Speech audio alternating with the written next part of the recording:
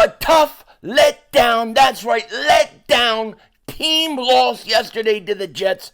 But today, we get the greatest possible news we could get. It looks like Lane Johnson is going to be okay.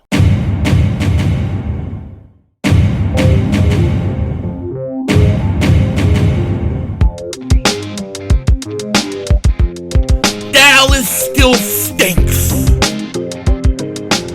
Yo, by the way, King Dingbat here. Hope everybody's having a great day. Hope you guys are doing well. We gotta get in there. You know, I have never been so happy. Never been so happy to come off a loss as I am this morning, because we just found out that Lane Johnson is going to be okay. And what I mean by that is his injury isn't as serious as we all thought it was going to be. And this is going to be a big, huge break for the Philadelphia Eagles, because we know how important Lane Johnson is to the Eagles. Now, before we get into all of it, if you're new to the channel, you like the content, make sure you hit that like button. More importantly, make sure you subscribe to the most censored, the most throttled. Oh, we got throttled yesterday. Bent over. Make sure you hit that like button. Make sure you subscribe to the most censored, the most throttled, the man with the most cats. And if you're already subscribed, just double check. Double boo check. Make sure everything is still copacetic. Make sure you're still subscribed. The bell's rung. You don't want to miss anything. We will be live tonight streaming the Cowboys game with the Cowboys Meltdown Cam. It should be a lot of fun. Look for that. And I got to say this. I got to say a few things. But let me start with this, because I think this is more appropriate. I've got to give congratulations to the New York Jets fans on beating us yesterday. Your defense, listen, you're well coached. I like Salah, I do. You know, a little cocky stuff, and it gets on your nerves at the time during the week, but I like that kind of coach. You know, I like somebody like that. Maybe if it doesn't work out in New York, he could be our defensive coordinator after, because we might need one. But congratulations to the New York Jets fans. Seriously, you know, hey, listen, you gave us a loss. I thought you guys hung in there. You hung in there. You took punches. You guys kept coming, and you pulled it off at the end. I was very arrogant and cocky going into this game. I'm not going to lie. And I have been humbled. And yes, New York Jets, congratulations. You deserve this win. Now, as far as our Eagles go, this is a team loss, okay? Having a night to think about it and just reflect on it. I haven't had a chance to really watch the whole thing again. I've watched some parts again, mainly the second half. But, you know, this was a team loss. This was not just Jalen Hurts' loss. This wasn't Jalen Hurts lost us a game. Jalen Hurts gave the game away at the end. I will say that, but it's not all on him, because we were in a bad position. Should he have thrown that ball? No. You know, I wish not just that he wouldn't have thrown the ball, but I wish the coaches would have done a better job. You know, hey, listen, you can't throw the ball. If it's not there, don't throw it. If it's not there, don't throw it. Keep it, take the sack or run. If you can run and get first down, fine. Stay in bounds, go down, and we're going to punt the ball, and we'll let our defense win it. And they probably would have, because the defense did a great job in the second half. Didn't like the way they came out, but once again, Sean DESAI, he got him going in the second half. He's almost like the opposite of Jonathan Gannon.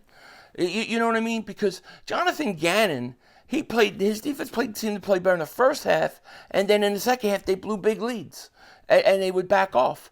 DESAI's, at least his defense plays better in the second half. At least he's willing to make some adjustments. I wish he would maybe keep the second half game plan more in the first half as well. But you know, it is what it is.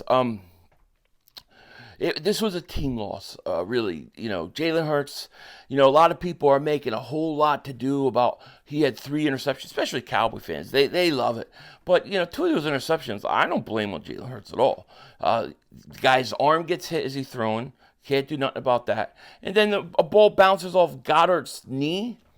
I mean, really, am I gonna really hold that against him? I don't care what the stats say.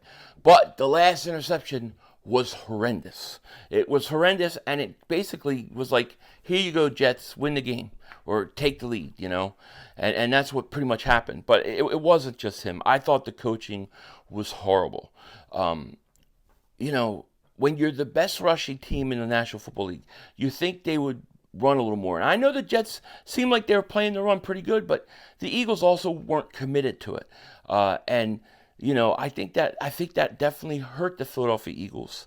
Then you got guys like, Devonta Smith drops the ball. When does he do that? That was the worst game I've seen Devonta Smith play. I've seen that Devonta Smith has accepted responsibility for it. DeAndre Swift fumbles the ball right before the half, probably get a field goal. That was probably a 6-point swing. It was a bad team win. And, of course, Jack Driscoll was absolutely horrendous. They couldn't do anything, seemingly, to get him enough help. I think he allowed 8 pressures, which is absolutely ridiculous, which leads me to Lane Johnson. The biggest fear and the biggest worry coming out of this game isn't the loss to the Jets. It's Lane Johnson. What's the status of Lane Johnson? And it looks like it's coming in right now, what it is. Ian Rappaport's reporting this. Pound Eagles Pro Bowl offensive tackle Lane Johnson is believed to have suffered a lateral ankle sprain on Sunday. Sources say after MRI, while the status is in doubt for this week, no one will rule him out ever. Not believed to be a long-term injury either way. So it looks like Lane Johnson is actually week to week right now. Week to week. We're going from people saying, oh man, it looks like that's a season-ending injury. It looks really bad to, 3 to 4 to 5 weeks. Now it's looking like it's not even a high ankle sprain. It looks like it's a week-to-week thing. With Lane Johnson and his toughness, he could very well play. I will never put anything past that guy in terms of pain and playing through pain. When I saw what he did last year in the playoffs with a torn groin, it was absolutely awesome. Now, should he play this week? No. I think they should give him the week off. And here's why I say that. Because as much as I want to beat Miami, as a big of a game, and I think this is going to tell us a lot about this team this week, this game. As much as it is a big game and it's on Sunday night, the fact of the matter is this is a AFC game. This is an AFC out-of-conference game. Okay, it doesn't really hurt you in the tiebreakers. And I'd rather him be ready for when you got Washington and you got Dallas coming up, the 2 divisional games. I believe the Eagles can beat the Miami Dolphins. I do. I really believe they can. And I really want to see how this team responds. There were some standouts yesterday. I don't want to forget, I thought A.J. Brown, another absolutely fantastic game. You got to give it to him. Then you have...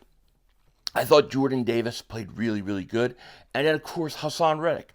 Like I said about Hassan Reddick, when he gets sacks, they come in bunches. All of a sudden, the guy's up to 5.5 sacks on the year? Not too shabby, right? Hassan Reddick was a stud. Jordan Davis, I thought, had a really good game. I thought Josh Sweat had a good game. Really, the whole defense in the second half played pretty good. They did. I was frustrated with the defense in the first half. I'm not going to lie. I was frustrated because I don't like when they play so far off. Sometimes I feel like with this style of defense, and I know it's like the Vic Fangio style, one of the things that bothers me is that I think sometimes it gives a little too much respect to the quarterbacks, and it doesn't take into account who the quarterback is. All right, you got to say Zach Wilson isn't Aaron Rodgers. Force him to make 25-yard throws. Make him make the tough throws to beat you. And if he does, tip your cap to him. But don't be scared to give up the big play to him. Make him beat you. Okay? It's not like it's Aaron Rodgers. It's not like it's Tom Brady. It's not even like it's Miami. Like this week playing Tyreek Hill. I kind of understand playing 8 yards back. Tyreek Hill is fast. But, last week or yesterday, I would have liked to see them come out a little more aggressive early on, rattle Wilson early, and maybe you throw him off. I felt like sometimes they get him into a little rhythm, make him start to feel like he can play, and that frustrates me. But I give the defense credit in the second half. I thought they were really good. I thought Jalen Hurts was really good in the first half, not so much in the second half. But I don't think the coaches did anything to help him. They for whatever reason, it drives me nuts, but they like to take DeAndre Swift out and put Kenneth Gainwell in too much. Now, I don't think DeAndre Swift had a great game, but I don't think that it seemed like to me every time he looked like he was starting to get going, they took him out. And when they take him out, it's like for entire series. I don't understand it. I think you got to stick with the guy, And I think they need to make some changes, Here's the other thing I'll say about the loss. Sometimes when you're winning, even though you're winning in tight games like the Eagles did this year so far, sometimes when you're winning these games, it's like because you win, you overlook a lot of stuff. You say, you know what, we're winning. Why are we going to change anything right now? We'll make a couple tweaks, but we're not going to really change anything. We're winning. I don't change my jersey every week. When we win, I keep the same jersey on every game until they lose. And a loss sometimes forces you to take a look at some different things. What I really would like to see offensively from the Eagles is I would like to see Rashad Penny get elevated onto the active roster in terms of he's already on the active roster. What I mean is I would like to see him dress. And I would like to see you actually use him. Use him in combination with DeAndre Swift. Let Kenneth Gainwell be your third back. Let Scott be your fourth back. That's what I would like to do. And I'd like to see down in the red zone you give Rashad Penny the ball. I think he's a little physical. I think he could help you in those situations. Now, I've complained a lot that they take DeAndre Swift out of the red zone. Isn't it interesting that they put him in yesterday and he winds up scoring a touchdown? So I think the Eagles need to make some tweaks, obviously. And if Driscoll's going, I don't know if I even want Driscoll to play versus Miami, to be honest with you. But the one thing I will say, whatever Stoutland decides, I trust him. I trust Stoutland to make the adjustments and get his players ready. Whether it's Steen, whether it's Driscoll, I do trust them. But the coaches really, at the end of the day, I mean, like I said, it's a team loss, but to me, the coaching was horrible. I thought the offensive coordinator Johnson, I thought he's done a pedestrian job so far. I really have. It's disappointing. I still don't understand why they like to run all those runs with Jalen Hurts down there. I think it's a waste. You're going to get him hurt, and he had nothing for the Jets coming out of the half. No adjustments, nothing. And I really want to go back and I need to watch this game again. And I just need to watch Driscoll. I just need to watch him. I want to see if they were giving him help. Were they chipping? Were they doing those things? Or were they just leaving him high and dry? But to me, the number one culprit I thought was the coaching staff. I don't think this team was ready to play. I'm just going to be honest. I honestly believe that Darius Slay, Jalen Carter, I believe all these guys all of a sudden were out because you know why? They said, well, we got Miami coming. We want to be fresh for that Sunday night.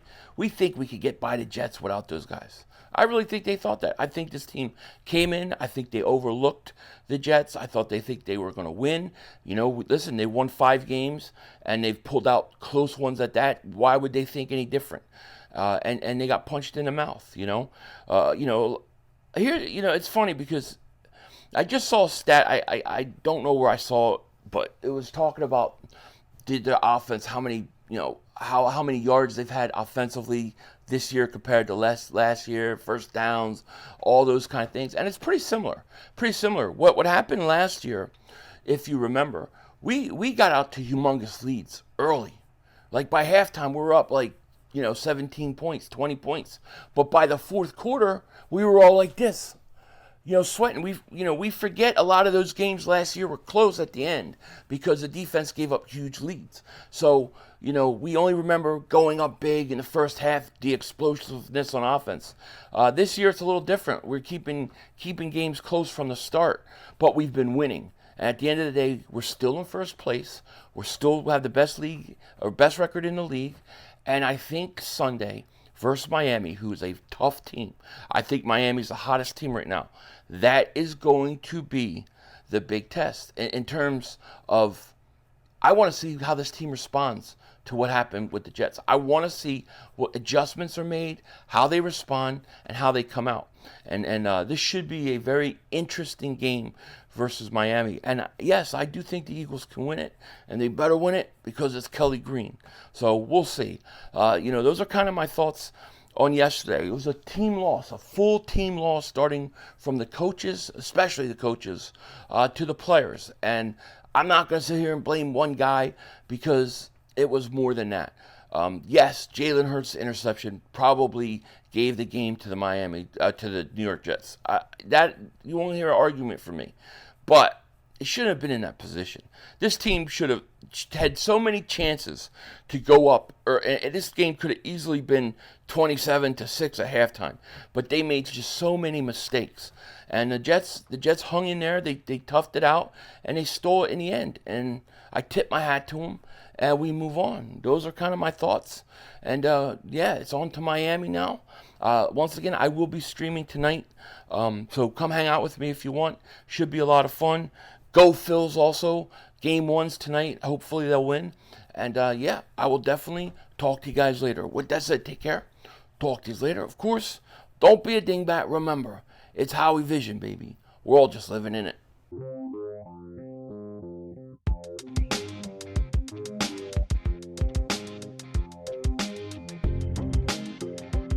You know, one of the things that I will be talking about this week also is what are the Eagles going to do at the trade deadline? Are they going to go out and get a player? I think there are two positions you need. Okay, I do. I think you need a safety. You got every one of your safeties is pretty much hurt. And then secondly, I think you need another wide receiver. I think you need a third wide receiver. We really saw nothing from Oz, nothing. And you got Quez is on the IR. I think you need to think about getting another receiver, whether it's a Hunter Renfro, Jerry Jeudy. I'll let you guys decide who you think we should go get.